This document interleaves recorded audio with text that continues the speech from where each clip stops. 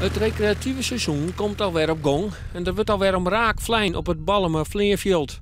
Een grutpad van dit terrein zal binnen nou en een jaar veroorzaken in een grut zonnepark. Het wordt een 10 hectare groot zonnepark, 24.000 zonnepanelen dus in een rij. En er komen ongeveer 3 transformatorstations tussen die het op hoogspanning brengen. Het waardfonds stekt 2,6 miljoen euro in het park, liekevolle als de gemeente die dit initiatief voor het zonnepark genomen had.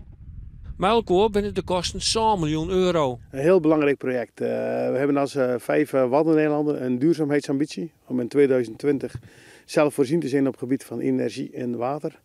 Nou, en als je dit soort grote slagen kan maken, dan ga je de richting uit. Maar je bent er nog lang niet, maar je maakt wel een belangrijke slag. Dus het is super belangrijk.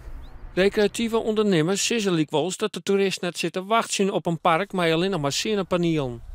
De beide vogelwachten op het aanbeland binnen benauwd voor de verstoring van het tiental breedperen en zullen officieel verzet onttekenen. Ook de boeren protesteren. Het grootste probleem is dat wij hier als boeren agrarische grond hebben en dat raken we kwijt. En we zitten hier op een eiland, ruimte is er niet, dus ergens doet het pijn. En het pijn die ligt in de agrarische hoek en daar passen we voor. En het andere grote probleem is dat we zitten hier in een uniek landschap. Grote, wijde vergezichten en dat is gebeurd na deze plannen. Neffens de plannenmakkers zullen de boeren compenseerd worden en zal het zonnepark inpast worden in het iepen landschap van het eiland. We werken er dusdanig weg dat het in het landschap past. En we doen ook een stukje natuurcompensatie erbij.